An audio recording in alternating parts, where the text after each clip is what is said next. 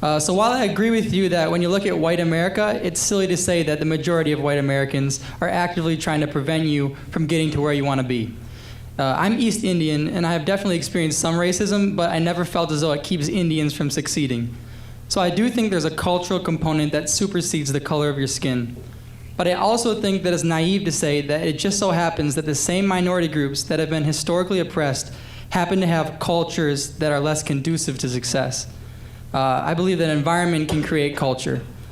Can you acknowledge the historical reasonings that led that these so-called unsuccessful cultures and not put blame on these minority groups?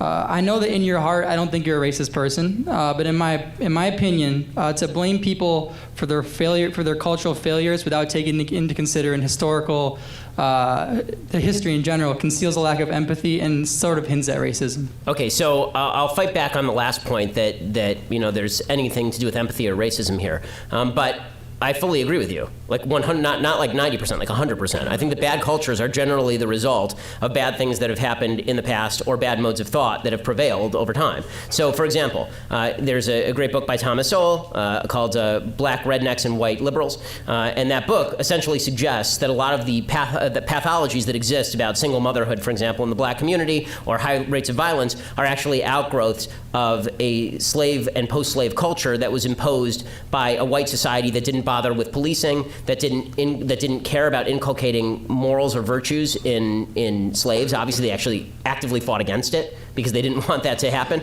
And so there was an active fight from against assimilation by white people, and that created an underground culture that's really bad, and that exists in parts of white America too. It exists in Appalachia. So yes, I think bad cultures have nothing to do with race. I don't think that just because, this is why I'm saying I don't know why it borders on racism to say the cultures are bad. Like, some cultures are bad, some cultures are good, and that has nothing to do with race. Charles Murray wrote an entire book called Coming Apart about pathologies in white communities that are really destructive. So bad cultures do arise very often from historical circumstances, including historical discrimination. What I say is that today, there's nothing preventing an individual from superseding the culture in which you grew up and making good decisions. In a free country, somebody's going to have to break this chain. Somebody's going to have to break this cycle. And so, am I going to? I don't care if you want to say that the pathology that exists in the black community, black inner city community, of high rates of single motherhood and violence, for example, or lack of institutional wealth, that is a result of historic racism. I'm fine with you saying that. I don't have any problem with that. I'm not talking about historical racism when I talk about white privilege. I'm talking about right now the idea that there's a superstructure of rules and laws that are preventing you from succeeding, or a culture that is trying to keep you down. I don't think that's the case. So the question becomes, if you are here, let's say that on average, the culture in white America, or with regard to single motherhood, to take an example, is here, right? Because there's less single motherhood in the white community than the black community. And in the black community, it's here because it's 70% single motherhood rate, and the white community is 40%. Okay, so the question is, before, thanks to racism and thanks to discrimination, there was a cap on the black community that was here, and they couldn't get past it. Okay, now the ceiling's been removed. So what do you as an individual black person do